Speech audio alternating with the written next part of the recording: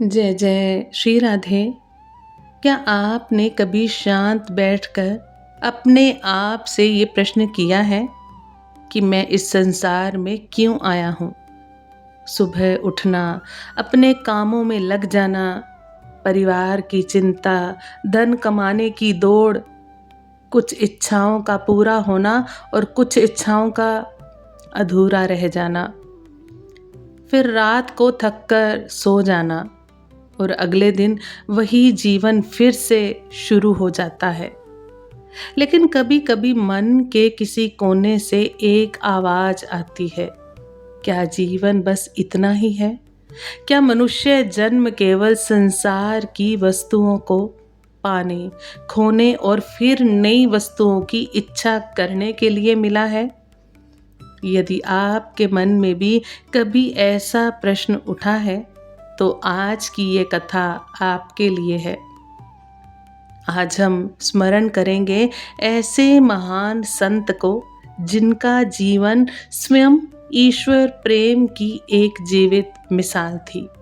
पूज्य श्री रामकृष्ण परमहंस जी।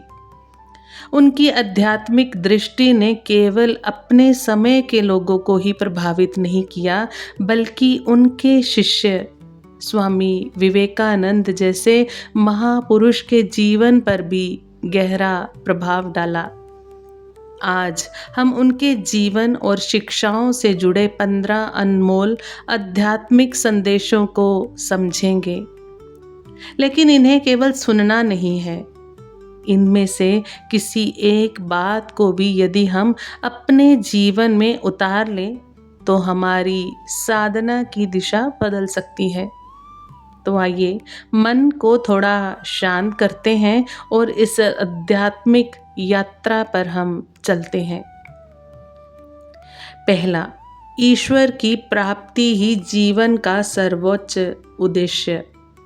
पूज्य श्री रामकृष्ण परमहंस जी की शिक्षाओं का एक केंद्रीय भाव था कि मनुष्य जीवन का अंतिम लक्ष्य केवल संसार की उपलब्धियां नहीं है। धन चाहिए, परिवार चाहिए, घर गृहस्थी के दायित्व भी निभाने हैं, इनसे भागना नहीं है। लेकिन हमें ये समझना होगा कि ये जीवन के साधन है, जीवन का अंतिम उद्देश्य नहीं। आज मनुष्य एक इच्छा पूरी करता है और तुरंत दूसरी इच्छा सामने आ जाती है। एक घर मिला तो बड़ा घर चाहिए, एक सुविधा मिली तो उससे बड़ी सुविधा चाहिए, मान सम्मान मिला तो और अधिक सम्मान चाहिए। और इस दौड़ में मनुष्य ये भूल जाता है कि जिसे वह खोज रहा है वह बाहर की वस्तुओं में नहीं, बल्कि उसके अपने भीतर भी उपस्थित है। संसार का सुख आता है और चला जाता है, लेकिन परमात्मा की खोज मनुष्य को उस सत्य की ओर ले जाती है जो नश्वर वस्तुओं से परे है। इसलिए कभी कभी अपने आप से पूछिए, मैं संसार में सब कुछ पाने की कोशिश कर रहा हूँ, लेकिन क्या मैं उस परम सत्ता को पाने की कोशिश भी कर रहा हूँ जिसके कारण ये जीवन मिला है? यही प्रश्न साधना की शुरुआत बन सकता है। दूसरा, भगवान को पाने की सच्ची व्याकुलता। हम कहते तो हैं, भगवान मुझे अपने चरणों में रख लो, लेकिन क्या भीतर उन्हें पाने की वैसी ही तड़प है?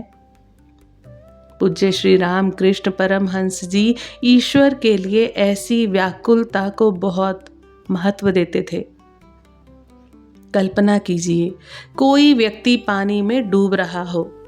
उस समय उसके मन में धन की इच्छा नहीं होगी, ना ही मान सम्मान की चिंता होगी, ना ही संसार की कोई दूसरी बात होगी। उस समय उसके लिए केवल एक ही चीज महत्वपूर्ण होगी, श्वास। उसी प्रकार संतों ने समझाया है कि जब ईश्वर की प्राप्ति के लिए मन में ऐसी तीव्र प्यास जागती है तब साधना केवल एक काम नहीं रहती, वह जीवन की आवश्यकता बन जाती है। हम जप करते हैं लेकिन मन इधर उधर चला जाता है। हम पूजा करते हैं लेकिन भीतर इच्छाओं की लंबी सूची चलती रहती है। इसका अर्थ ये नहीं कि हमारी साधना व्यर्थ है, बल्कि हमें धीरे धीरे अपने मन को भगवान की ओर लौटाना है। आज भगवान से केवल इतना कहिए, प्रभु मुझे आपको पाने की तीव्रता नहीं आती। आप ही मेरे भीतर अपने लिए सच्ची प्यास जगा दीजिए। ये प्रार्थना भी साधना बन सकती है। तीसरा, तर्क से आगे है प्रेम।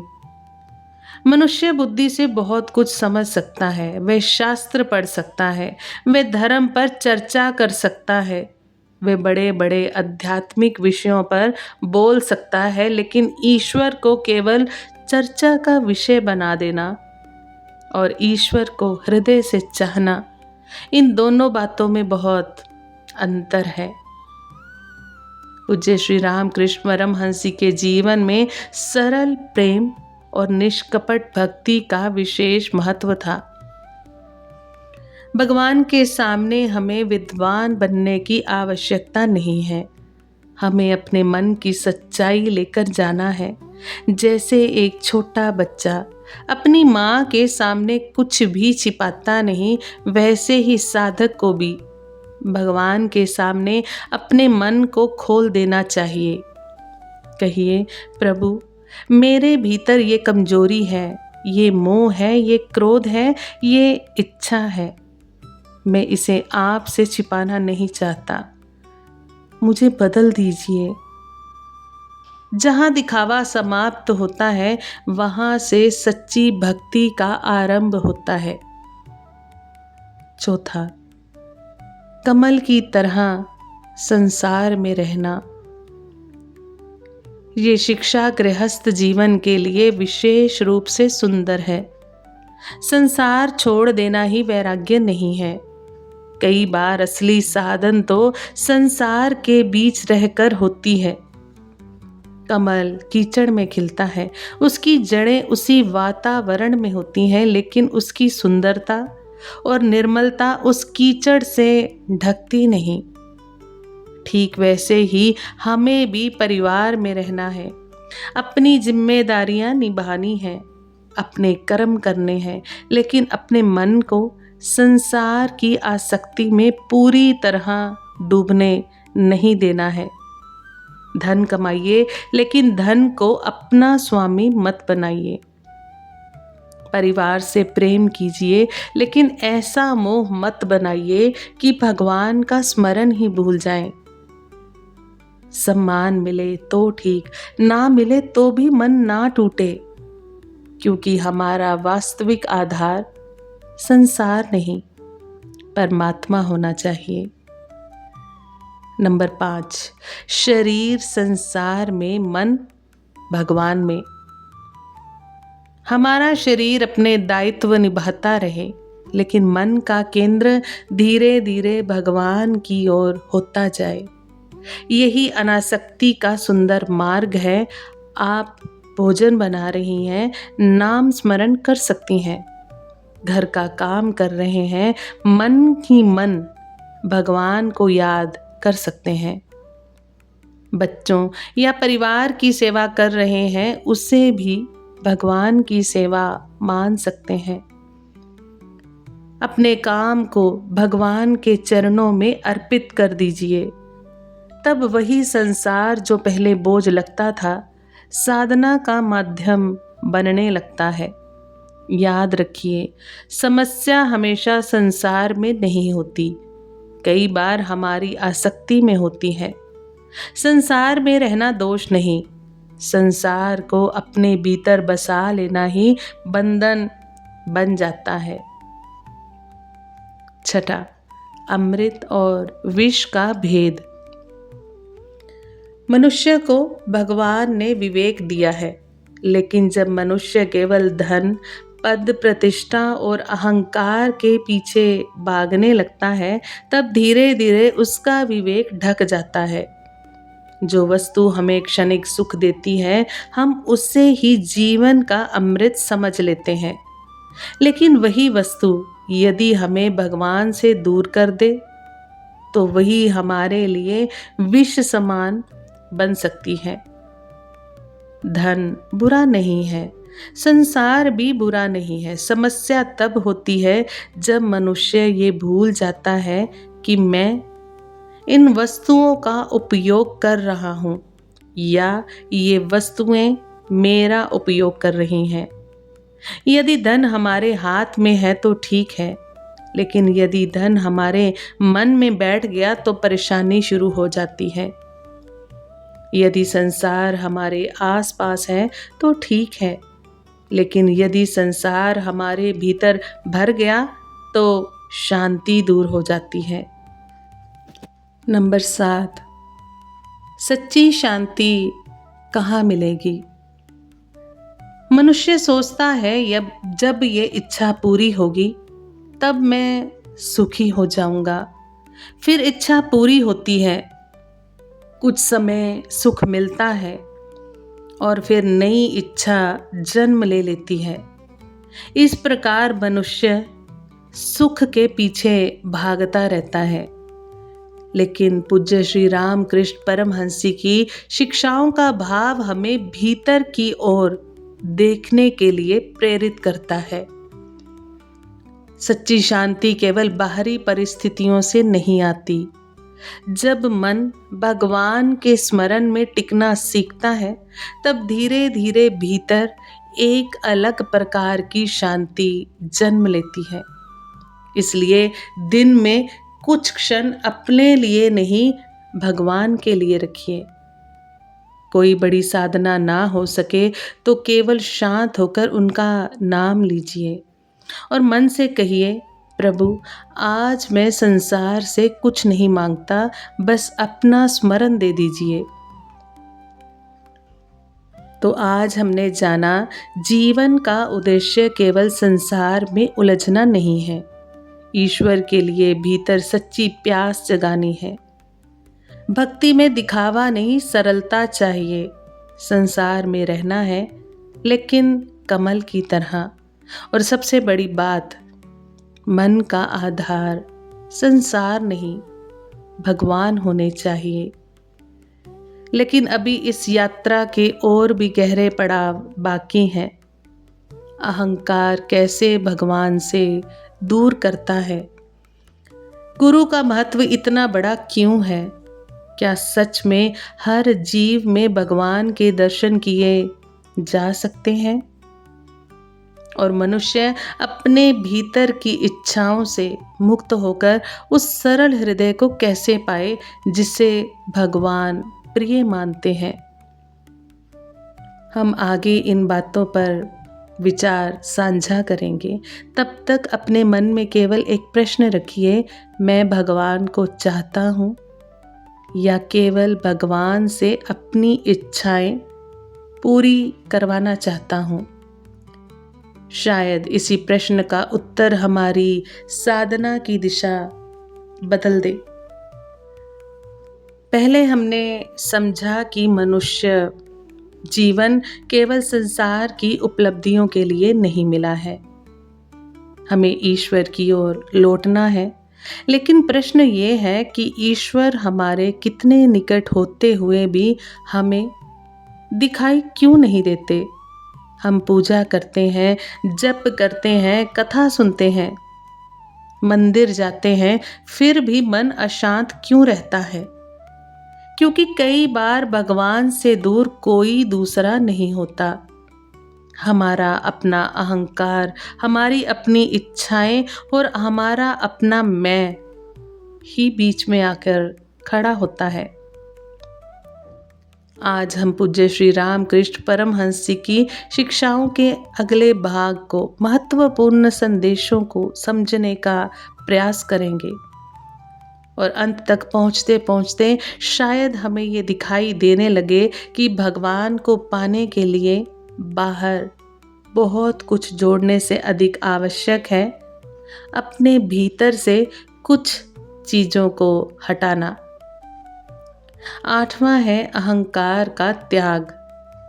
हमारे भीतर एक छोटा सा शब्द बहुत बड़ा हो जाता है, मैंने किया, मैंने पाया, मेरी प्रतिष्ठा, मेरा परिवार, मेरा ज्ञान, मेरी साधना, मेरा अनुभव। और धीरे धीरे यही मैं इतना बड़ा हो जाता है कि भगवान के लिए भीतर जगह कम पड़ने लगती है। पूज्य श्री रामकृष्ण परमहंस की शिक्षाओं में अहंकार के त्याग का भाव अत्यंत महत्वपूर्ण था। इसका अर्थ ये नहीं है कि मनुष्य अपने अस्तित्व से ही घृणा करने लगे, नहीं। अर्थ ये है कि हम हर उपलब्धि का अंतिम श्रेय स्वयं को देना छोड़ दें। यदि हमें भक्ति मिली तो ये भी कृपा है, यदि हमें नाम जप में मन लग गया तो ये भी कृपा है, यदि जीवन में कोई अच्छा कार्य हो गया तो उसके लिए भी भगवान को धन्यवाद दें। और यदि कोई आध्यात्मिक अनुभव मिले तो उसे अपनी महानता ना बना ले। मन में कहिए, प्रभु जो भी अच्छा है आपकी कृपा है, जो कमी है उसे भी आप ही दूर करें। यही विनम्रता साधना को बचाकर रखती है। नंबर 9, गुरु की महत्ता। आध्यात्मिक मार्ग बहुत सूक्ष्म है। हम अपने मन को ही गुरु मान लें तो मन हमें कई बार भ्रमित कर सकता है। इसलिए संतों ने सदैव सद्गुरु के मार्गदर्शन को महत्व दिया है। गुरु केवल ज्ञान देने वाले व्यक्ति नहीं होते। सच्चा गुरु साधक को उसके भीतर की भूल दिखाता है। जब हम अपने बारे में कोई ऐसी बात नहीं देख पाते जिसे देखना आवश्यक है, तब गुरु हमें आईना दिखाते हैं। लेकिन यहाँ एक बात बहुत महत्वपूर्ण है, हर चमकती हुई चीज आध्यात्मिकता नहीं होती। इसलिए गुरु के विषय में भी विवेक आवश्यक है। सच्चे मार्गदर्शक के जीवन में विनम्रता, सत्य, करुणा और ईश्वर के प्रति समर्पण दिखाई देता है। साधक को भी श्रद्धा के साथ विवेक रखना चाहिए और यदि जीवन में सच्चा मार्गदर्शन मिल जाए तो उसके बताए मार्ग पर ईमानदारी से चलना चाहिए। 10वां, हर जीव में ईश्वर का दर्शन। ये श्री रामकृष्ण परमहंस जी महाराज की आध्यात्मिक दृष्टि का अत्यंत सुंदर पक्ष है। यदि हम मंदिर में भगवान को देखते हैं तो क्या भगवान केवल मंदिर तक सीमित है? यदि हम मूर्ति के सामने सिर झुकाते हैं तो क्या वही परमात्मा किसी दुखी मनुष्य के भीतर नहीं है? किसी भूखे व्यक्ति को भोजन देना, किसी दुखी व्यक्ति के आंसू पोंछना, किसी असहाय की सहायता करना, किसी जीव को अनावश्यक कष्ट ना देना, ये सब केवल सामाजिक कार्य नहीं है। इनमें भी भगवान की सेवा का भाव हो सकता है। इसलिए सेवा करते समय मन में ये भाव रखिए, मैं किसी पर उपकार नहीं कर रहा, मुझे सेवा का अवसर मिला है। ये भाव अहंकार को भी कम करता है और हृदय को भी कोमल बनाता है, क्योंकि जिस दिन हमें हर जीव में उसी परमात्मा की झलक दिखाई देने लगेगी, उस दिन किसी से घृणा करना कठिन हो जाएगा। सहनशीलता और धैर्य।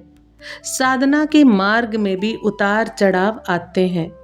कभी मन बहुत अच्छा लगता है, जप में आनंद आता है, कथा सुनते हुए आंखों में आंसू आ जाते हैं, और कभी ऐसा लगता है कि मन बिल्कुल नहीं लग रहा।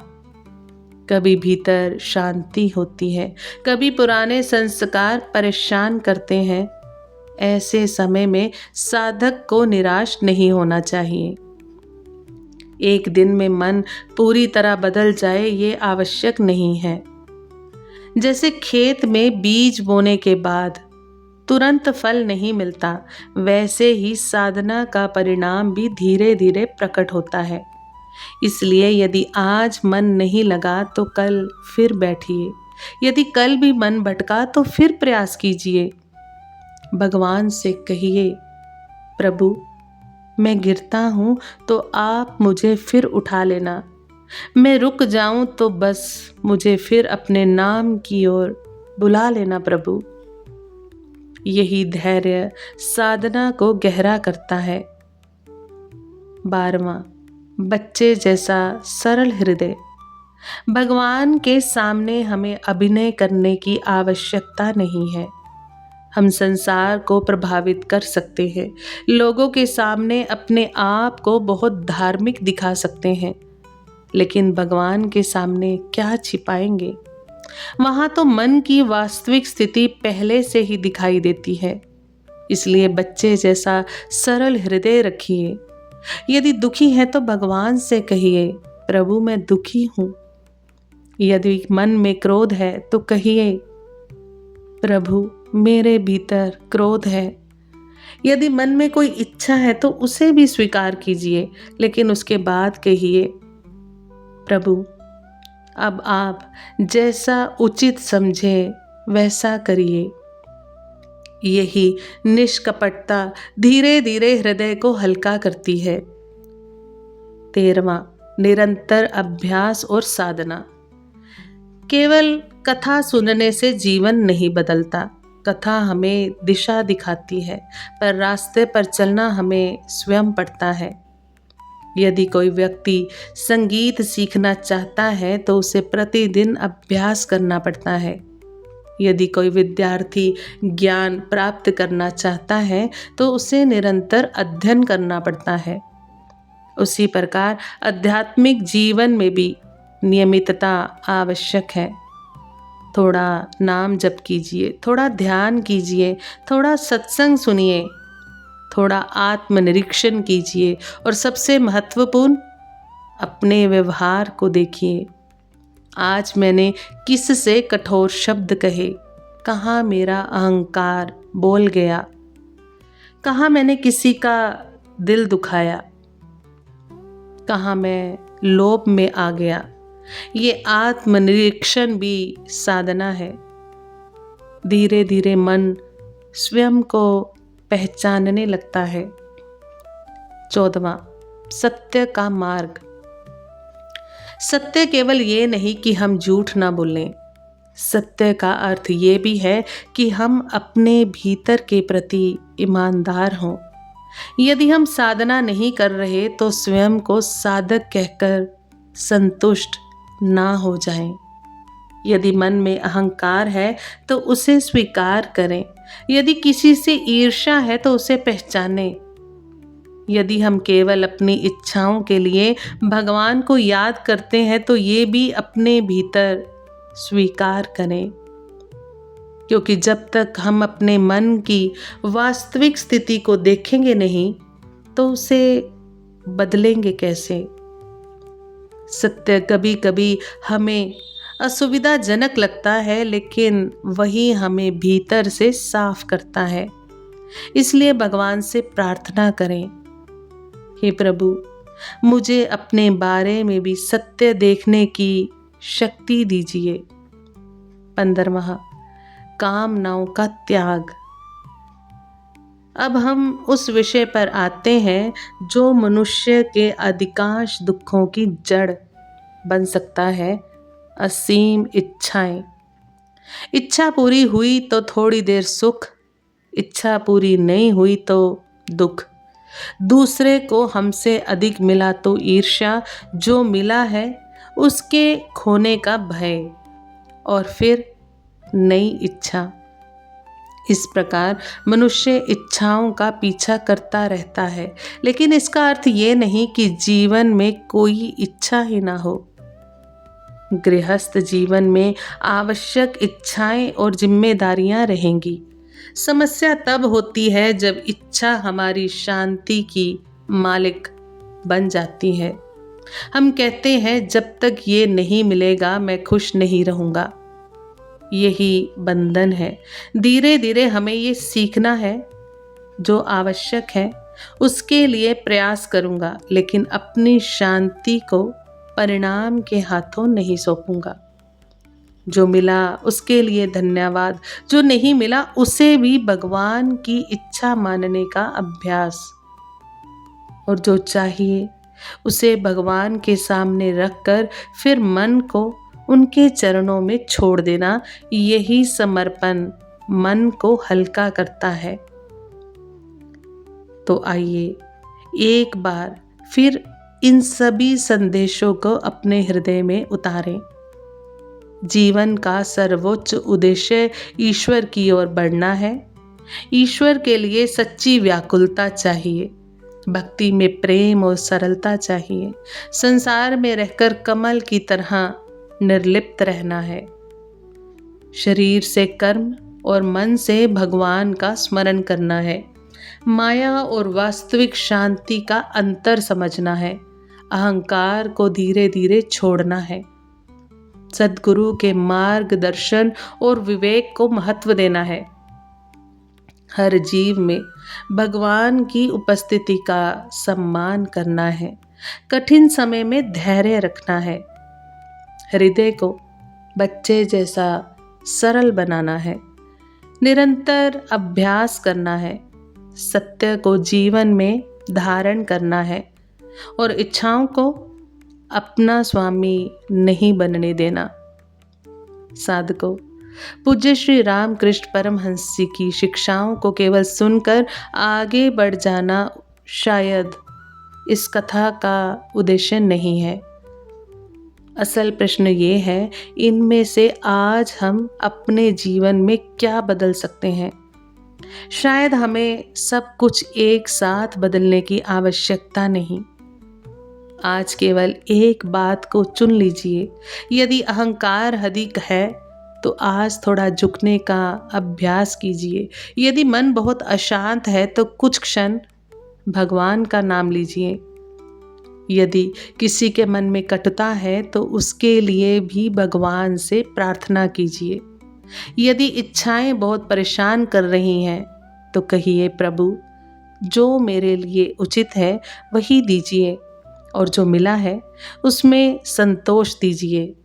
और यदि आपको लगता है कि आपकी साधना बहुत छोटी है तो निराश मत होइए।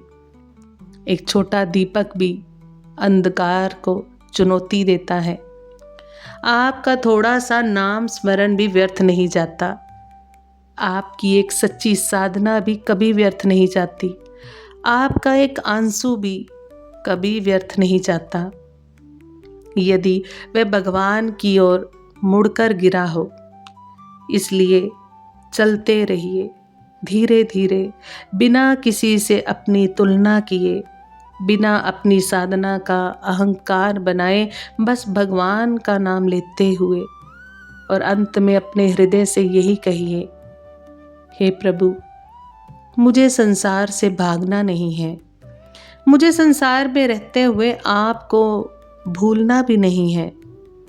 मुझे कुछ बनना भी नहीं है। बस इतना कर दीजिए कि मेरा मन आपके चरणों से कभी ना हटे। यही प्रार्थना हमारी साधना बन जाए। यही सरलता हमारे जीवन में उतर जाए, और यही जीवन धीरे धीरे भगवान की ओर लौटने की यात्रा बन जाए। यदि इन शिक्षाओं में से कोई एक बात आपके हृदय को सबसे अधिक छू गई हो तो उसे अपने जीवन में उतारने का संकल्प जरूर कीजिए। और नीचे कमेंट में केवल एक शब्द लिख सकते हैं आप, राधे राधे, ताकि हम सब मिलकर एक दूसरे को इस आध्यात्मिक यात्रा में आगे बढ़ने की प्रेरणा दे सकें। आप सभी के हृदय में विराजमान उस परमात्मा को, उस गुरुदेव को बारंबार कोटि कोटि दंडवत प्रणाम। आप सभी वैष्णव जन को श्री हरिवंशी श्री सद्गुरुदेव भगवान की जय हो। जय जय श्री हितहरि वंश।